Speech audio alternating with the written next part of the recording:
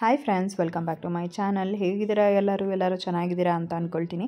So ಇವತ್ತು ನಾನು ಶನಿವಾರ ಬೆಳಗ್ಗೆಯಿಂದ ಬ್ಲಾಗ್ನ ಶುರು ಮಾಡ್ತಾಯಿದ್ದೀನಿ. ಟೈಮ್ ಆಗಲೇ 6:30 ಆಗಿದೆ. ಜೀವನ್ ಕೂಡ ಆಫೀಸಿಗೆ ಹೋದರು. ಅವ್ರು ಹೋದ್ಮೇಲೆ ಕಸ ಗುಡಿಸೋದು ಬೇಡ ಅಂತ ಅಂದ್ಬಿಟ್ಟು ಒಂದು ಸ್ವಲ್ಪ ಹೊತ್ತು ವೆಯ್ಟ್ ಮಾಡಿ ಅದಾದಮೇಲೆ ಇವಾಗ ನಾನು ಕಸ ಎಲ್ಲ ಗುಡಿಸ್ಕೊಂಡು ಮನೆ ಕ್ಲೀನ್ ಮಾಡ್ಕೊಳ್ತಾ ಇದ್ದೀನಿ. ಮೇಲ್ಗಡೆ ರೂಮ್ ಹತ್ರ ಎಲ್ಲ ಕ್ಲೀನ್ ಮಾಡ್ಕೊಂಡು ಬಂದಿದ್ದಾಯಿತು. ಇನ್ನು ಇವಾಗ ಹಾಲ್ ಹತ್ರ ಎಲ್ಲ ಕ್ಲೀನ್ ಮಾಡ್ಕೊಳ್ತಾ ಇದ್ದೀನಿ. ಸೊ ಕಸ ಗುಡಿಸೋ ಅಷ್ಟೊತ್ತಿಗೆ ಆಲ್ಮೋಸ್ಟ್ ಒಂದು ಅರ್ಧ ಗಂಟೆ ಅಂತೂ ಬೇಕೇ ಬೇಕು ಮನೆಯದು. ಸೊ ಕಸ ಎಲ್ಲ ಗುಡಿಸ್ಕೊಂಡು ಇವಾಗ ಫಸ್ಟು ಮನೆಯೆಲ್ಲ ಕ್ಲೀನ್ ಮಾಡ್ಕೊಂಡು ಬಿಡ್ತೀನಿ. ಅದಾದಮೇಲೆ ಇನ್ನು ಹೊರಗಡೆ ಬಾಗಿಲೆಲ್ಲ ತೊಳ್ಕೊಂಡು ರಂಗೋಲಿ ಹಾಕ್ಕೊಳ್ಬೇಕು. ಇವತ್ತು ಶ್ರಾವಣ ಶನಿವಾರ ಇರೋದ್ರಿಂದ ಇವತ್ತು ಸ್ವಲ್ಪ ಮನೆಯಲ್ಲಿ ವಿಶೇಷ ಪೂಜೆ ಅಂತಲೇ ಹೇಳ್ಬೋದು. ನನಗೆ ಅದೇನೋ ಗೊತ್ತಿಲ್ಲ, ವೆಂಕಟೇಶ್ವರ ಅಂತಂದರೆ ತುಂಬಾ ಇಷ್ಟ.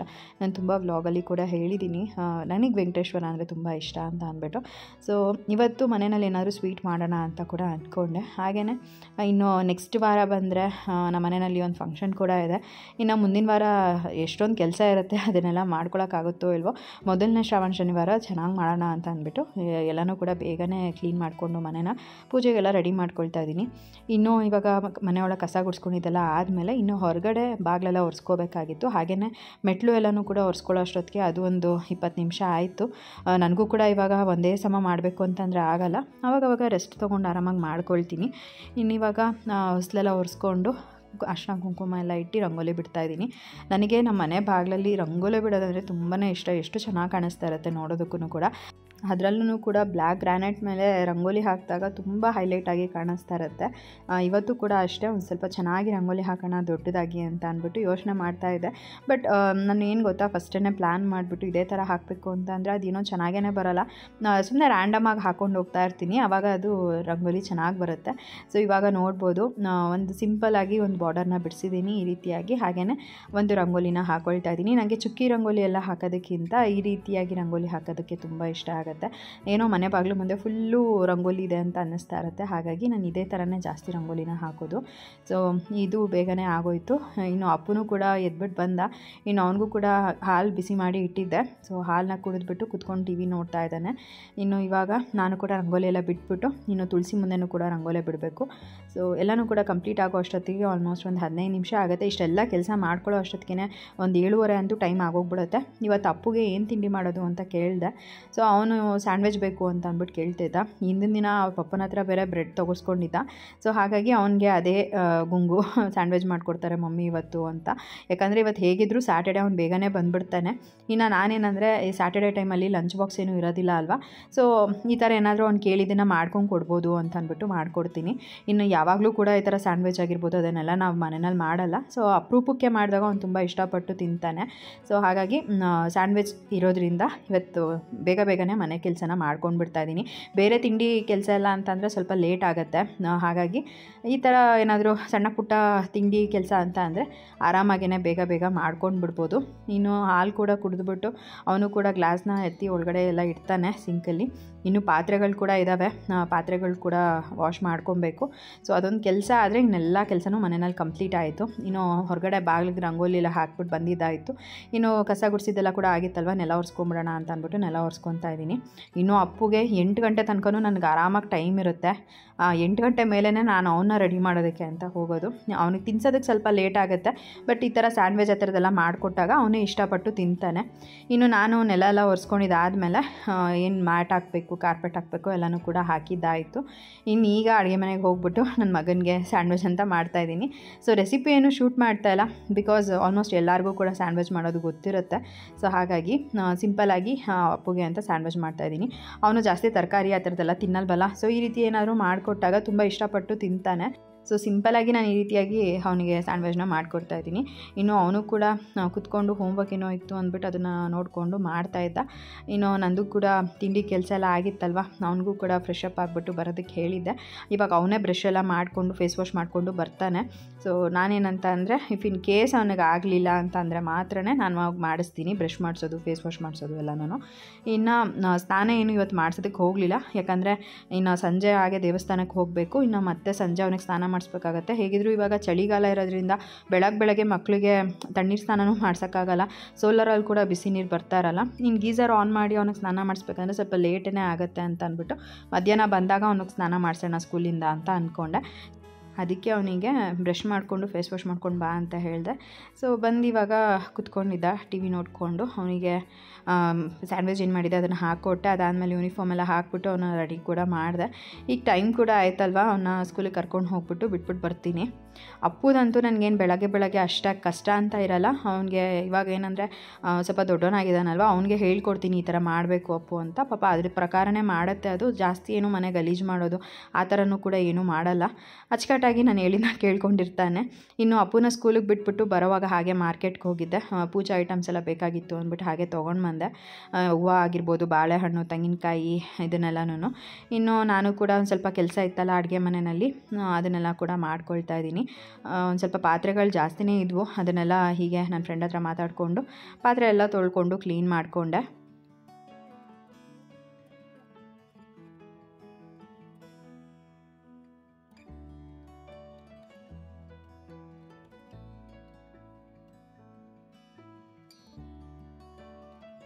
ಸೊ ಅಪ್ಪನ ಸ್ಕೂಲಿಂದ ಕರ್ಕೊಂಡು ಬಂದಮೇಲೆ ನಾನು ಕೂಡ ಒಂದು ಗ್ಲಾಸ್ ಕಾಫಿ ಮಾಡಿಕೊಂಡು ಕುತ್ಕೊತೀನಿ. ಒಂದು 10 ನಿಮಿಷ ಆರಾಮಾಗಿ ಕುತ್ಕೊಂಡಿರ್ತೀನಿ. ಅದಾದಮೇಲೆ ಏನಾದರೂ ಎಕ್ಸ್ಟ್ರಾ ಕೆಲಸ ಇತ್ತು ಅಂದರೆ ಮಾಡ್ಕೊಳ್ಳೋ ಅಂಥದ್ದು.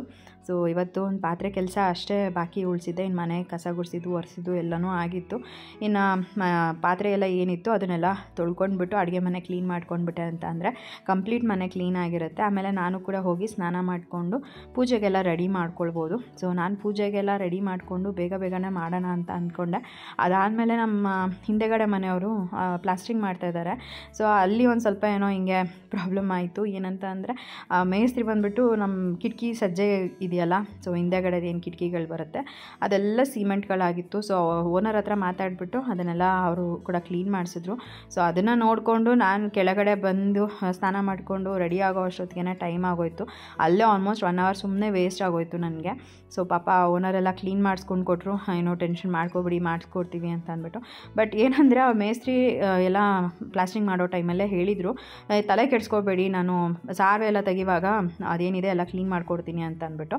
ಬಟ್ ನೋಡಿದ್ರೆ ಏನೂ ಕ್ಲೀನೇ ಮಾಡಿರಲಿಲ್ಲ. ಸಾರ್ವೆ ಎಲ್ಲ ತೆಗೆದ್ಬಿಟ್ಟು ಎಲ್ಲನೂ ಕೂಡ ಅವ್ರದ್ದೇನಿದೆ ಎಲ್ಲ ಕ್ಲಿಯರ್ ಮಾಡಿಬಿಟ್ಟಿದ್ರು ಕೆಲಸನ. ಬಟ್ ನಮ್ಮ ಸಜ್ಜೆನ ಮಾತ್ರ ಏನು ಅಂದರೆ ಫುಲ್ ಸಿಮೆಂಟ್ ಹೇಗಿತ್ತೋ ಹಾಗಾಗೆ ಬಿಟ್ಬಿಟ್ಟಿದ್ರು. ಒಂದು ಸ್ವಲ್ಪನೂ ಕೂಡ ಕ್ಲೀನ್ ಮಾಡಿರಲಿಲ್ಲ. ಸೊ ಅದನ್ನು ಓನರಿಗೆ ಹೇಳಿದ್ದಕ್ಕೆ ಅವರೆಲ್ಲನೂ ಬಂದು ಕ್ಲೀನ್ ಮಾಡಿಸ್ಕೊಂಡು ಕೊಟ್ಟರು. ಆಮೇಲೆ ಇನ್ನು ಇಲ್ಲಿ ಅಡುಗೆ ಮನೆ ಕೆಲಸ ಎಲ್ಲ ಏನಿತ್ತು ಅದನ್ನೆಲ್ಲ ಕಂಪ್ಲೀಟ್ ಮಾಡಿದ್ದೆ. ಇನ್ನು ಮನೆ ಕೆಲಸನೂ ಕೂಡ ಎಲ್ಲನೂ ಆಗಿತ್ತು. ನಂದು ಇನ್ನೇನು ಎಕ್ಸ್ಟ್ರಾ ಕೆಲಸ ಅಂತ ಇರಲಿಲ್ಲ. ಜಸ್ಟ್ ಹೋಗಿ ಸ್ನಾನ ಮಾಡ್ಕೊಂಡು ಬಂದು ಪೂಜೆಗೆಲ್ಲ ರೆಡಿ ಮಾಡಿಕೊಂಡು ಪೂಜೆ ಮಾಡಬೇಕಾಗಿತ್ತು. ಇನ್ನೊಂದು ಸ್ವಲ್ಪ ಬಟ್ಟೆಗಳಿದ್ವು ಅಂತ ಅಂದ್ಬಿಟ್ಟು ವಾಶ್ಗೆ ಹಾಕಿದ್ದೆ. ಅದನ್ನೆಲ್ಲನೂ ಕೂಡ ಒಣಗಾಕಬೇಕಾಗಿತ್ತು. ಸೊ ಎಲ್ಲಾದರೂ ಏನಾದ್ರು ಕೆಲಸ ಹುಡುಕ್ತಾ ಇದ್ದರೆ ಬರ್ತಾನೆ ಇರ್ತವೆ ಕೆಲಸಗಳು. ನಾನು ಹಂಗೂ ಬಟ್ಟೆ ಕೆಲಸ ಏನಿದೆ ಅದೆಲ್ಲ ಪೂಜೆ ಮಾಡಿದ್ಮೇಲೆ ಮಾಡ್ಕೊಳ್ಳೋಣ ಅಂತ ಅಂದ್ಕೊಂಡೆ, ಅಂದರೆ ಒಣಗಾಕೋ ಕೆಲಸ. ಬಟ್ ಹೇಗಿದ್ರೂ ಗೀಝರ್ ಆನ್ ಮಾಡಬೇಕಾಗಿತ್ತು. ಸೋಲಾರಲ್ಲಿ ಕೂಡ ಇವಾಗ ಬಿಸಿನೀರು ಅಷ್ಟಾಗಿರೋದಿಲ್ಲ, ಯಾಕಂದರೆ ಇವಾಗ ಸ್ವಲ್ಪ ವೆದರ್ ಕೂಡ ಹಾಗೇ ಇರುತ್ತೆ ಕೋಲ್ಡಾಗಿ. ಸೊ ಹಾಗಾಗಿ ನೀರು ಕೂಡ ಬಿಸಿಯಾಗಿರಲ್ಲ. ಸೊ ಗೀಝರ್ ಆನ್ ಮಾಡಿಬಿಟ್ಟು ಇನ್ನು ಸುಮ್ಮನೆ ವೆಯ್ಟ್ ಮಾಡೋ ಬದಲು ಬಟ್ಟೆನಾದರೂ ಒಣಗಾಕ್ಬಿಡೋಣ ಅಂತ ಅಂದ್ಬಿಟ್ಟು ಬಟ್ಟೆನೆಲ್ಲ ಒಣಗಾಕ್ಬಿಟ್ಟೆ. ಸೊ ಇಷ್ಟೆಲ್ಲ ಮಾಡೋ ಅಷ್ಟೊತ್ತಿಗೆ ಟೈಮ್ ಆಗಲೇ 11 ಗಂಟೆ ಆಗಿತ್ತು. ಸೊ ನನ್ನ ಫ್ರೆಂಡ್ ಕೂಡ ಕಾಲ್ ಮಾಡಿದರು. ಅವ್ರ ಹತ್ರ ಮಾತಾಡಿಕೊಂಡು ಹಾಗೆ ಬಟ್ಟೆಗಳೆಲ್ಲ ಒಣಗಾಕೊಂಡೆ.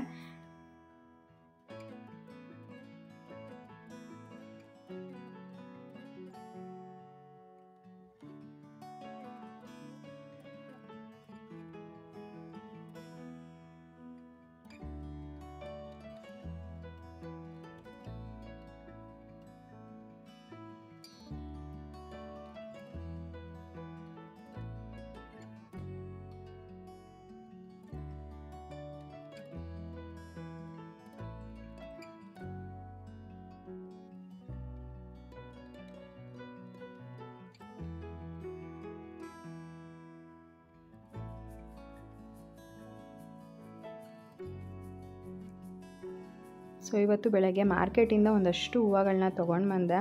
ಅಂದರೆ ತುಂಬ ಫ್ರೆಶ್ ಆಗಿತ್ತು, ಚೆನ್ನಾಗೂ ಸಿಕ್ತು ಇವತ್ತಿನ ದಿನ. ಅದರಲ್ಲೂ ಕೂಡ ಮೇಯ್ನಾಗಿ ತುಳಸಿ. ನನಗೆ ಮೇಯ್ನಾಗಿ ತುಳಸಿ ಶನಿವಾರದೊತ್ತು ದೇವ್ರಿಗೆ ಮುಡ್ಸೋದಕ್ಕೆ ತುಂಬ ಇಷ್ಟ ಆಗುತ್ತೆ. ಸೊ ಅದು ಕೂಡ ತುಂಬ ಫ್ರೆಶ್ ಆಗಿ ಚೆನ್ನಾಗಿರೋದನ್ನೇ ಸಿಕ್ತು. ಲಾಸ್ಟ್ ಯಾವಾಗ ಒಂದ್ಸಲಿ ತಂದಾಗ ಸ್ವಲ್ಪ ಬಾಡ್ದಂಗೆ ಆಗೋಗ್ಬಿಟ್ಟಿತ್ತು. ಅವಾಗ ಬೇಜಾರಾಗಿತ್ತು, ಮುಡ್ಸೋಕ್ಕೂ ಆಗೋಲ್ಲ, ಹಾಗೆ ಇಡೋಕ್ಕೂ ಆಗೋಲ್ಲ ಅನ್ನೋ ಥರ. ಈ ಸಲ ಅಂತೂ ತುಂಬ ಚೆನ್ನಾಗಿತ್ತು ಹೂವು ಎಲ್ಲನೂ. ಹಾಗೆಯೇ ತುಳಸಿ ಹಾರನೂ ಕೂಡ ಅಷ್ಟೇ ಒಂದು ಮಾರಷ್ಟು ತೊಗೊಂಡು ಬಂದಿದ್ದೆ. ಒಂದು ಮಾರು ತೊಗೊಂಡು ಬಂದ್ರೂ ಕೂಡ ಸ್ವಲ್ಪ ಶಾರ್ಟೇಜ್ ಅಂತ ಅನಿಸುತ್ತೆ. ನಾನು ಯಾವಾಗಲೂ ಅಂದ್ಕೊಳ್ತೀನಿ ಸ್ವಲ್ಪ ಉದ್ದಕ್ಕೆ ಹಾಕಬೇಕು ಅಂತ ಅಂದ್ಬಿಟ್ಟು. ಅವರು ಏನಂದರೆ 1.5 ಮಾರು ಕೊಡಿ ಅಂತಂದರೆ ಅವ್ರು ಕೊಡೋದಿಲ್ಲ, ತೊಗೊಂಡ್ರೆ 2 ಮಾರೇ ತೊಗೋಬೇಕು ಅಂತ ಹೇಳ್ತಾರೆ. ಸೊ ಹಾಗಾಗಿ ನಾನು ಪರವಾಗಿಲ್ಲ ಬಿಡು ಅಂದ್ಬಿಟ್ಟು 1 ಮಾರೇ ತೊಗೊಂಬರ್ತೀನಿ. ಅದು ಯೂಶ್ವಲಾಗಿ ಯಾವಾಗಲೂ ಶಾರ್ಟೇಜ್ ಆಗುತ್ತೆ. ಆಮೇಲೆ ಸಂಜೆ ಹೋಗ್ತಾ ಹೆಂಗಂದರೆ ಅದೇನು ಮುಡಿಸಿಟ್ಟಿರ್ತೀನಿ ದೇವರಿಗೆ ತುಳಸಿ ಹಾರ, ಅದು ಸಂಜೆ ಅಷ್ಟೊತ್ತಿಗೆ ಫುಲ್ ಕೆಳಗಡೆನೇ ಜಗ್ಬಿಟ್ಟಿರುತ್ತೆ. ಸೊ ಹಾಗಾಗಿ ಇರಲಿ ಬಿಡು ಅಂತ ಅಂದ್ಬಿಟ್ಟು ಬರೀ ಮಾಮೂಲಿ ಒಂದೇ ಹಾರನ ತೊಗೊಂಡು ಬಂದಿದ್ದಾಯಿತು. ಇನ್ನು ಒಂದು ಸ್ವಲ್ಪ ಮಲ್ಲಿಗೆ ಹಾರನೂ ಕೂಡ ತೊಗೊಂಬರೋಣ ಅಂತ ಅಂದ್ಕೊಂಡೆ. ಬಟ್ ಮಲ್ಲಿಗೆ ಹಾರ ಸಿಕ್ಕಲಿಲ್ಲ. ನಂದು ಬಟ್ಲು ಹೂವು ಅಂತೇನೋ ಹೇಳ್ತಾರೆ ಗೊತ್ತಾ, ಅದಕ್ಕೆ. ಸೊ ಆ ಒಂದು ಹಾರ ಸಿಕ್ತು, ಅದನ್ನು ಕೂಡ ತೊಗೊಂಡು ಬಂದೆ. ಇನ್ನು ಗಣಗ್ಲು ಹೂವನೂ ಕೂಡ ಸಿಕ್ತು, ಅದನ್ನು ಕೂಡ ತೊಗೊಂಡು ಬಂದೆ. ಒಬ್ಬೊಬ್ಬರ ಹತ್ರ ಹೋಗಿ ಒಂದೊಂದು ಹೂವನ ತೊಗೊಂಡು ಬಂದಿರೋದು ಇವತ್ತು. ಅಂದರೆ ಒಂದೇ ಸಲ ಒಬ್ಬರ ಹತ್ರನೇ ತೊಗೊಂಡ್ಬಿಟ್ರೆ ಒಂದು ಸ್ವಲ್ಪ ರೇಟ್ ಕೂಡ ಜಾಸ್ತಿ ಹೇಳ್ತಾರೆ. ಹಾಗೆಯೇ ಒಬ್ಬರ ಹತ್ರನೇ ತೊಗೊಂಡ್ರೆ ಅಕ್ಕಪಕ್ಕ ಇರೋರು ಕೂಡ ಗೊತ್ತಿರೋರನ್ನೇ ಇರೋದು. ಸೊ ಹಾಗಾಗಿ ನಾನೇನು ಮಾಡ್ತೀನಿ ಅಂತಂದರೆ ಎಲ್ಲರ ಹತ್ರನೂ ಹೋಗ್ಬಿಟ್ಟು ಒಂದೊಂದು ಮಾರು ಹೂವನ ಈಸ್ಕೊಂಡು ಬರ್ತೀನಿ. ಸೊ ಯಾರಿಗೂ ಕೂಡ ಅಲ್ಲಿ ಮಾರೋರಿಗೆ ಬೇಜಾರಾಗಬಾರ್ದು ಅನ್ನೋದಕ್ಕೋಸ್ಕರ ಅಷ್ಟೇನೆ. ಇನ್ನು ದೇವ್ರಿಗೂ ಕೂಡ ಏನು ಹೂವು ಎಲ್ಲ ಮುಡಿಸ್ಬೇಕಾಗಿತ್ತು, ಎಲ್ಲನೂ ಮುಡಿಸ್ಬಿಟ್ಟು ದೇವ್ರಿಗೆ ಅಲಂಕಾರ ಮಾಡ್ಕೊಳ್ತಾ ಇದ್ದೀನಿ. ಇವತ್ತು ಡೈರೆ ಹೂವು ಕೂಡ ಸಿಕ್ಕಿತ್ತು. ನನಗೆ ಅದು ನಿಜವಾಗ್ಲೂ ನೋಡ್ತಾ ಇದ್ದಂಗೆ ತುಂಬ ಖುಷಿ ಆಗೋಯ್ತು. ತುಂಬ ದೊಡ್ಡದಾಗಿತ್ತು ಹೂವನೂ ಕೂಡ, ಆಮೇಲೆ ತುಂಬ ಫ್ರೆಶ್ಶಾಗಿ ಕೂಡ ಸಿಕ್ತು. ಹಾಗೆಯೇ ಇವತ್ತು ಯಾವ ಥರ ಹೂವು ಬೇಕು ಅಂತ ನಾನು ಅಂದ್ಕೊಂಡಿದ್ದೆ ಅದಕ್ಕಿಂತ ಚೆನ್ನಾಗಿಯೇ ಹೂವು ಸಿಕ್ತು. ಮತ್ತು ದೇವ್ರಿಗೂ ಕೂಡ ನೈವೇದ್ಯ ಮಾಡಬೇಕಾಗಿತ್ತು ಅಲ್ವಾ. ಹಾಗಾಗಿ ನಾನೇನು ಮಾಡಿದೆ ಅಂದರೆ ಇವತ್ತು ಗಸಗಸೆ ಪಾಯಸ ಮಾಡೋಣ ಅಂತ ಅಂದ್ಕೊಂಡೆ. ಆಮೇಲೆ ಗಸಗಸೆ ಬೇಡ, ಹೆಸರುಬೇಳೆ ಪಾಯಸ ಮಾಡೋಣ ಅಂತ ಅಂದ್ಬಿಟ್ಟು ಫೈನಲಾಗಿ ಹೆಸರುಬೇಳೆ ಪಾಯಸ ಮಾಡೋಣ ಅಂತ ಫಿಕ್ಸ್ ಆದೆ. ಇನ್ನು ದೇವ್ರಿಗೆ ಅಲಂಕಾರ ಎಲ್ಲ ಮಾಡಿದ್ದಾಯಿತು. ಇನ್ನು ಹೊರಗಡೆ ಹೊಸಲೆಲ್ಲ ಒರೆಸ್ಕೊಂಡು ಅರ್ಶಿನ ಕುಂಕುಮನ ಇಡಬೇಕಾಗಿತ್ತು. ಬೆಳಗ್ಗೆ ಮಾಮೂಲಿ ಮೇನ್ ಡೋರ್ ಹತ್ರ ಏನು ಹೊಸಲಿದೆ ಅದಕ್ಕೆ ನಾನು ಅರ್ಶಿನ ಕುಂಕುಮನೆಲ್ಲ ಇಟ್ಬಿಡ್ತೀನಿ ಮಾಮೂಲಿ ಮನೆ ಒರೆಸೋವಾಗ್ಲೇನೆ.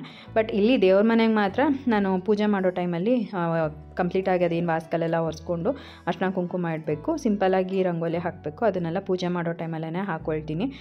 ಇನ್ನು ಟಿ ವಿನಲ್ಲಿ ಕೂಡ ದೇವ್ರ ಹಾಡುಗಳನ್ನ ಹಾಕ್ಕೊಂಡಿದ್ದೆ, ಅದನ್ನು ಕೇಳ್ಕೊಂಡು ಪೂಜೆ ಮಾಡ್ತಾಯಿದ್ದೆ. ಒಂಥರ ನನಗೂ ಕೂಡ ಮೈಂಡ್ ಪೀಸ್ ಅಂತ ಅನಿಸುತ್ತೆ, ಏನೋ ನೆಮ್ಮದಿ ಫೀಲ್ ಆಗುತ್ತೆ. ಆಮೇಲೆ ನಾನು ಏನಾದರೂ ಸ್ಪೆಷಲಾಗಿ ರೀತಿ ಅಲಂಕಾರ ಮಾಡಿದಾಗ ಪ್ರತಿ ಸಲಿನೂ ಫೋಟೋ ತೊಗೊಂಡು ಇಟ್ಕೊಳ್ತೀನಿ. ಅಂದರೆ ಪ್ರತಿ ಸಲಿನೂ ಡಿಫ್ರೆಂಟಾಗೇ ಮಾಡಿರೋ ಅಂಥದ್ದು. ಪ್ರತಿ ಸಲ ಏನು ಅಲಂಕಾರ ಮಾಡಿದ್ದೀನಿ ನಾನು ಯಾವುದು ರಿಪೀಟೆಡ್ ಅಂತ ಅನಿಸೇ ಇಲ್ಲ. ಪ್ರತಿ ವಾರನೂ ಕೂಡ ಚೇಂಜ್ ಆಗ್ತಾನೇ ಇರುತ್ತೆ. ಸೊ ಅದೊಂಥರ ನೋಡೋದಕ್ಕೂ ಕೂಡ ತುಂಬ ಚೆನ್ನಾಗಿ ಕಾಣುತ್ತೆ. ಸೊ ಹಾಗಾಗಿ ಒಂದಷ್ಟು ಫೋಟೋಗಳನ್ನ ತೆಗೆದಿಟ್ಕೊಂಡಿದ್ದೀನಿ ವೆಂಕಟೇಶ್ವರಂದು. ಹಾಗೆಯೇ ನಮ್ಮ ಮನೆ ವೆಂಕಟೇಶ್ವರ ಫೋಟೋ ಫ್ರೇಮ್ನ ತುಂಬ ಜನ ಕೇಳ್ತಾಯಿದ್ರಿ, ಅದನ್ನು ಆರ್ಡರ್ ಕೊಟ್ಟು ಮಾಡಿಸ್ಕೊಳ್ಬೇಕು, ಎಷ್ಟಾಯಿತು ಪ್ರೈಸ್ ಏನು ಅಂತ ಅಂದ್ಬಿಟ್ಟು. ನಾನು ತುಂಬ ವಿಡಿಯೋಗಳಲ್ಲಿ ಕೂಡ ಹೇಳಿದ್ದೀನಿ. ಅವರು 22,000 ಹೇಳಿದ್ರು, ನಾನು ಆಮೇಲೆ ಲಾಸ್ಟಲ್ಲಿ ಅವ್ರಿಗೆ 21,000 ಕೊಟ್ಟೆ ಅಂತ. ಹಾಗೆಯೇ ಅದು ವಿಗ್ರಹ ಏನಿದೆ ದೇವ್ರ ಫೋಟೋ ಫ್ರೇಮಲ್ಲಿ ಅದು ಎಷ್ಟು ಅಡಿ ಇದೆ ಅಂತ ಕೇಳ್ತಾ ಇದ್ರಿ. ಸೊ ಆ ಒಂದು ವಿಗ್ರಹ ಬಂದುಬಿಟ್ಟು 2.5 ಅಡಿ ಇದೆ, ಬರೀ ವೆಂಕಟೇಶ್ವರನ ವಿಗ್ರಹನೇ. ಸೊ ತುಂಬ ಹೈಟಾಗೇ ಇದೆ ಅದು. ಸೊ ಚೆನ್ನಾಗಿದೆ ಅಂತಲೇ ಹೇಳ್ಬೋದು. ನಾವೆಲ್ಲೂ ಆರ್ಡರ್ ಕೊಟ್ಟು ಮಾಡಿಸಿದ್ವಿ, ಅವರು ಕೂಡ ತುಂಬಾ ಚೆನ್ನಾಗಿ ಅದಕ್ಕೆ ಸ್ಟೋನ್ ವರ್ಕ್ ಎಲ್ಲ ಮಾಡಿ ಕೊಟ್ಟಿದ್ದಾರೆ. ಸೊ ಅಲಂಕಾರ ಮಾಡಿದಾಗ ನೋಡೋದಕ್ಕೂ ಚೆನ್ನಾಗಿ ಕಾಣಿಸುತ್ತೆ, ಹಾಗೆಯೇ ಲೈಟ್ ಹಾಕ್ದಾಗಂತೂ ಇನ್ನೂ ಎನ್ಹಾನ್ಸ್ ಆಗಿ ಕಾಣಿಸುತ್ತೆ. ವಿಡಿಯೋನೆಲ್ಲ ಅಷ್ಟು ಜಸ್ಟಿಸ್ ಇದೆ ಅಂತ ಅನಿಸಲ್ಲ, ಬಟ್ ಡೈರೆಕ್ಟಾಗಿ ನೋಡೋದಕ್ಕಂತೂ ತುಂಬಾ ಚೆನ್ನಾಗಿ ಕಾಣಿಸುತ್ತೆ ಆ ವೆಂಕಟೇಶ್ವರ ಫೋಟೋ ಫ್ರೇಮು. ಸೊ ನೀವು ಏನಾದರೂ ಬೇಕು ಅಂದರೆ ಬೇಕಾದ್ರೆ ಫೋಟೋ ತೊಗೊಂಡು ಅದನ್ನು ಆರ್ಡರ್ ಕೊಟ್ಟು ಕೂಡ ಮಾಡಿಸ್ಕೊಳ್ಬೋದು. ಅದು ಸಪ್ರೇಟಾಗಿ ವಿಗ್ರಹಗಳು ಇದೇ ಥರನೇ ಸಿಗುತ್ತೆ ಅಂತ ಇರುತ್ತಂತೆ. ನಾನು ಕೂಡ ಫೋಟೋ ಫ್ರೇಮ್ ಮಾಡಿಸಿದಾಗ ಅವ್ರು ಹೇಳಿದ್ದು ಅದನ್ನು ನಮ್ಗೆ ಯಾವ್ದು ಬೇಕೋ ಅದನ್ನು ಅವ್ರು ಮಾಡ್ಕೊಂಡು ಕೊಡ್ತಾರೆ. ಇನ್ನು ಇವಾಗ ದೇವ್ರ ಮನೆಗೆ ಅಲಂಕಾರ ಎಲ್ಲ ಮಾಡಿದ್ದಾಯಿತು. ಇನ್ನು ಇವಾಗ ಪೂಜೆ ಮಾಡಿಬಿಡೋಣ ಅಂತ ಅಂದ್ಬಿಟ್ಟು ಪೂಜೆನ ಕೂಡ ಮಾಡ್ತಾಯಿದ್ದೀನಿ. ಸೊ ಬೆಳಗ್ಗೆಯಿಂದ ಕೆಲಸ ಅಂತ ಮಾಡ್ತಾನೇ ಇರೋದು. ಫೈನಲಿ ಪೂಜೆ ಮಾಡೋ ಟೈಮ್ಗೆ ಏನೋ ಒಂಥರ ನೆಮ್ಮದಿ ಅಂತ ಹೇಳ್ಬೋದು. ಸೊ ದೇವರ ಅಲಂಕಾರ ಎಲ್ಲ ಯಾವ ರೀತಿ ಬಂದಿದೆ ಅಂತ ಕಮೆಂಟ್ ಮಾಡಿ ತಿಳಿಸಿ, ಓಕೆನಾ.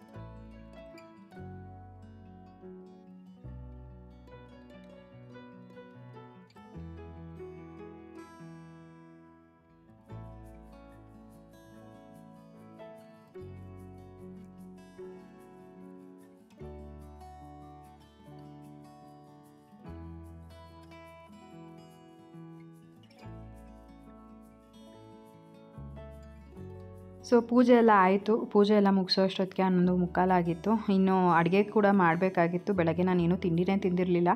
ಒಂದೊಂದು ಉಪವಾಸ ಆದಂಗೆ ಆಯಿತು ಅಂತ ಅನಿಸ್ತಾ ಇತ್ತು. ಇನ್ನು ಪೂಜೆ ಎಲ್ಲ ತುಂಬಾ ಚೆನ್ನಾಗಾಯಿತು. ಅಲಂಕಾರ ಕೂಡ ತುಂಬಾ ಚೆನ್ನಾಗಿ ಮಾಡಿದ್ದೀನಿ. ಆಮೇಲೆ ಜೀವನ್ಗೆ ಫೋಟೋ ಕೂಡ ತೆಗೆದು ಕಳಿಸ್ದೆ. ಅವರು ಕೂಡ ಚೆನ್ನಾಗಿ ಬಂದಿದೆ ಅಂತ ಹೇಳಿದ್ರು ಅಲಂಕಾರ ಎಲ್ಲನೂ. ಸೊ ಈ ಥರ ನನಗೆ ಏನಾದ್ರು ಖುಷಿ ಆದಾಗ ಅದನ್ನು ಜೀವನ ಜೊತೆಗೆ ಜಾಸ್ತಿ ಶೇರ್ ಮಾಡ್ಕೊಳ್ಳುವಂಥದ್ದು. ಸೊ ಫೋಟೋ ತೆಗೆದು ಕಳಿಸ್ತೀನಿ ಫಸ್ಟಿಗೆ ಅಲಂಕಾರ ಮಾಡಿದಾಗ ಯಾವ ರೀತಿ ಇದೆ ಚೆನ್ನಾಗಿದೆಯಾ ಅಂತ ಅಂದ್ಬಿಟ್ಟು. ಇನ್ನು ನನಗಂತೂ ಫುಲ್ ಹೊಟ್ಟೆ ಹಸಿತಾ ಇತ್ತು. ನಾನು ಕೂಡ ಬೇಗ ಬೇಗ ಹೋಗಿ ಅಡುಗೆ ಮಾಡಿಬಿಡೋಣ ಅಂತ ಅಂದ್ಬಿಟ್ಟು ಇವಾಗ ಅಡುಗೆಗೆಲ್ಲ ಪ್ರಿಪೇರ್ ಮಾಡ್ಕೊಳ್ತಾ ಇದ್ದೀನಿ. ಮೊಳಕೆ ಕಾಳನ್ನ ತರಿಸಿದ್ದೆ. ಸೊ ಆ ಒಂದು ಮೊಳಕೆ ಕಾಳನ್ನ ಯೂಸ್ ಮಾಡಿಬಿಟ್ಟು ಮೊಳಕೆ ಕಾಳು ಸಾರು ಮಾಡ್ತಾಯಿದ್ದೀನಿ. ನನಗೆ ಯೂಶ್ವಲಾಗಿ ಮೊಳಕೆ ಕಾಳು ಸಾರು ಇಷ್ಟ ಆಗೋಲ್ಲ. ನಂಗೆ ಮಸಾಲೆ ಸಾರು ಅದೆಲ್ಲ ಇಷ್ಟನೇ ಆಗೋಲ್ಲ. ನನಗೇನಿದ್ರು ಮೈಲ್ಡಾಗಿರಬೇಕು ಸಾಂಬಾರು, ಬೇಳೆ ಸಾರು, ರಸಮ್ಮು, ಈ ರೀತಿಯಾಗಿ ಹುಳಿ ಸಾರು ಈ ಥರದ್ದೆಲ್ಲ ಇಷ್ಟ ಆಗುತ್ತೆ. ಬಟ್ ಮಸಾಲೆ ಸಾರು ಅಂದರೆ ಅಷ್ಟಾಗಿ ಇಷ್ಟ ಆಗೋಲ್ಲ. ಬಟ್ ಜೀವನ್ಗೆ ತುಂಬ ಇಷ್ಟ ಮಸಾಲೆ ಸಾರುಗಳು ಎಲ್ಲ. ಹಾಗಾಗಿ ಅವ್ರು ಇಷ್ಟಪಡ್ತಿದ್ರಲ್ಲ ಅಂತ ಅಂದ್ಬಿಟ್ಟು ಮಾಡ್ತಾಯಿದ್ದೀನಿ.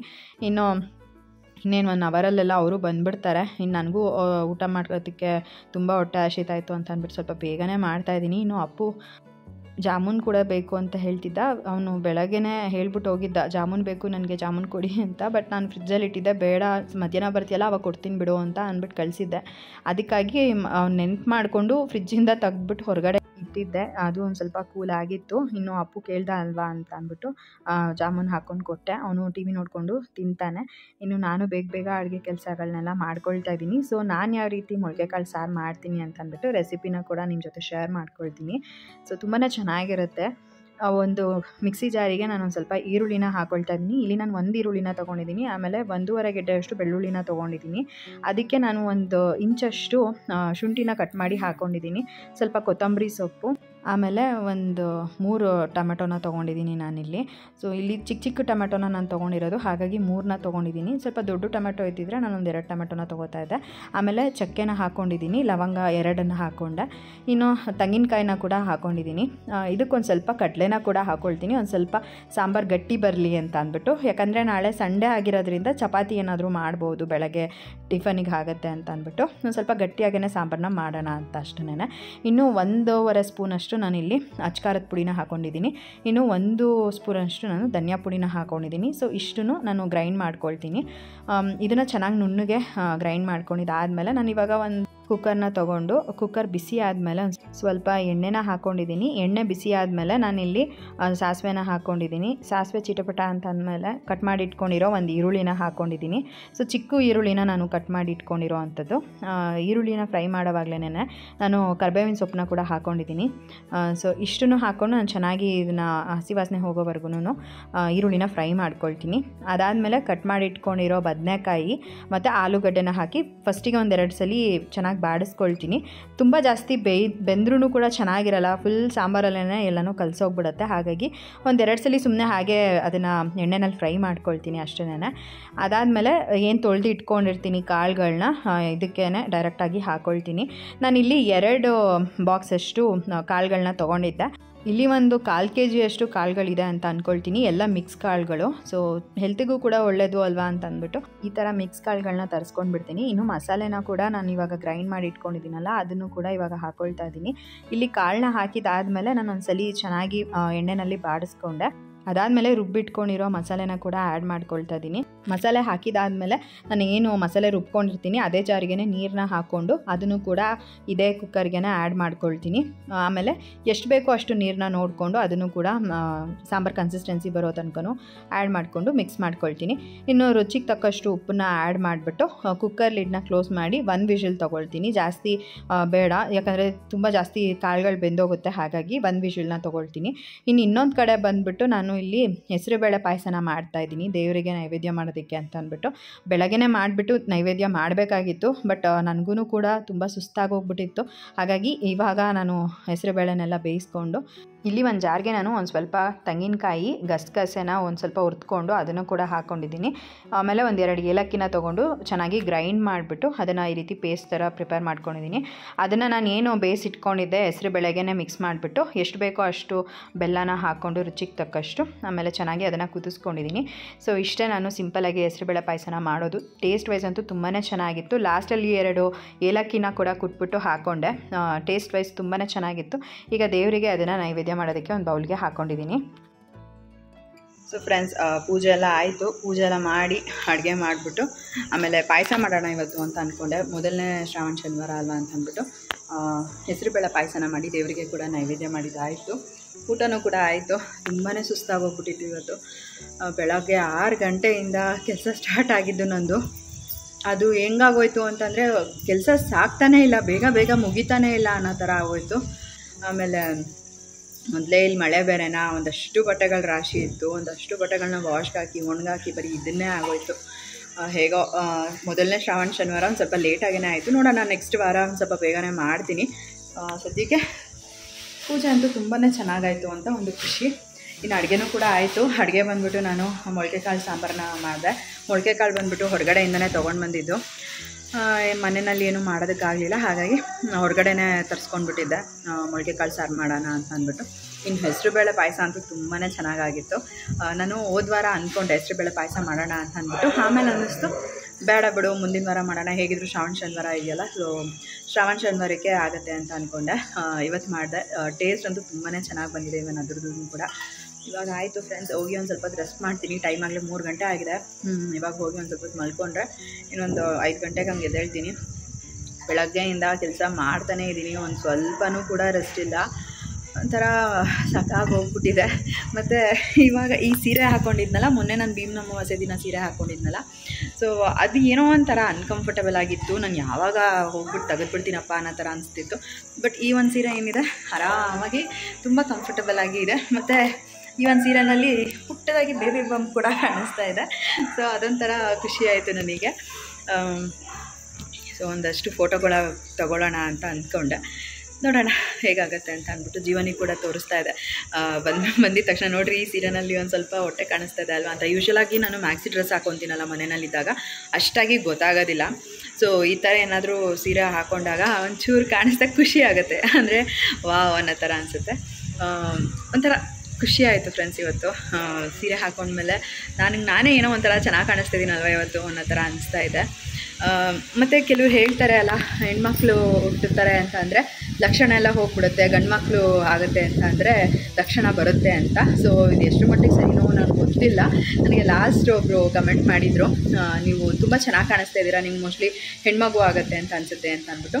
ಸೊ ನಾನು ಅಪ್ಪು ಪ್ರೆಗ್ನೆಂಟಲ್ಲಿ ನನಗೆ ಒಂದೇ ಒಂದು ಪಿಂಪಲ್ ಮಾರ್ಕ್ ಕೂಡ ಇರಲಿಲ್ಲ ನನ್ನ ಫೇಸಲ್ಲಿ. ಈಗಲೂ ಕೂಡ ಅಷ್ಟೇ ಏನೂ ಇಲ್ಲ, ಫುಲ್ ಕ್ಲಿಯರ್ ಸ್ಕಿನ್ ಆಗಿದೆ, ಒಂದು ಪಿಂಪಲ್ಲು ಏನೂ ಬಂದಿಲ್ಲ. ಸೊ ಯಾಕೋ ಗೊತ್ತಿಲ್ಲ, ಅದೇ ಪ್ರೆಗ್ನೆನ್ಸಿನೇ ಕಂಟಿನ್ಯೂ ಆಗುತ್ತಾ ಅನ್ನೋದೊಂಥರ ಭಯ. ಅಂದರೆ ಭಯ ಅಂತ ಅಲ್ಲ, ಯಾವ ಮಗು ಆದ್ರೂ ನಮ್ಮ ಮಗುನೇ ಖುಷಿ ಇರುತ್ತೆ. ಬಟ್ ಎಕ್ಸ್ಪೆಕ್ಟೇಷನ್ಸ್ ಇರೋದು ಜಾಸ್ತಿ ನನಗೆ ಹೆಣ್ಮಗು ಆಗಲಿ ಅಂತಲೇ. ಯಾಕೆಂದರೆ ಆಲ್ರೆಡಿ ಒಬ್ಬ ಗಂಡು ಮಗ ಇದ್ದಾನಲ್ಲ, ಹಾಗಾಗಿ ಹೆಣ್ಮಗು ಆಗಲಿ ಅಂತ ಒಂದು ಆಸೆ, ಅಷ್ಟೇ ಬಿಟ್ಟರೆ ಇನ್ನೇನಿಲ್ಲ. ಸೊ ಯಾವುದಾದ್ರೂ ಆಗಲಿ ಖುಷಿ. ಸೊ ಇವಾಗ ಒಂದಷ್ಟು ಫೋಟೋಸ್ನ ತೊಗೊಳ್ತೀನಿ. ಇವಾಗ ಹೋಗಿ ಡ್ರೆಸ್ ಚೇಂಜ್ ಮಾಡಿಬಿಟ್ಟು ಒಂದು ಸ್ವಲ್ಪ ಮಲ್ಕೊಂಡ್ಬಿಡ್ತೀನಿ. ಹಾಗಾಗಿ ಒಂದಷ್ಟು ಫೋಟೋಗಳನ್ನ ತೊಗೊಳ್ತೀನಿ. ಸೊ ಇಷ್ಟ ಫ್ರೆಂಡ್ಸ್, ಇವತ್ತಿನ ಈ ಒಂದು ವಿಡಿಯೋ ನಿಮ್ಗೆ ಇಷ್ಟ ಆಗಿದೆ ಅಂತ ಅಂದ್ಕೊಳ್ತೀನಿ. ಇವತ್ತಿನ ಈ ಒಂದು ವಿಡಿಯೋ ನಿಮ್ಗೆ ಇಷ್ಟ ಆಗಿದ್ರೆ ಲೈಕ್ ಮಾಡಿ, ಕಮೆಂಟ್ ಮಾಡಿ, ಶೇರ್ ಮಾಡಿ. ಇನ್ನೂ ಯಾರು ನಾನು ಯೂಟ್ಯೂಬ್ ಚಾನಲ್ನ ಸಬ್ಸ್ಕ್ರೈಬ್ ಮಾಡ್ಕೊಳ್ದಲ್ಲೇ ನೋಡ್ತಾ ಇದ್ದೀರಾ, ದಯವಿಟ್ಟು ನನ್ನ ಯೂಟ್ಯೂಬ್ ಚಾನಲ್ನ ಸಬ್ಸ್ಕ್ರೈಬ್ ಮಾಡ್ಕೊಂಡು ನೋಡಿ. ಸಿಗೋಣ ಮುಂದಿನ ವಿಡಿಯೋನಲ್ಲಿ. Thanks for watching. ಬಾಯ್.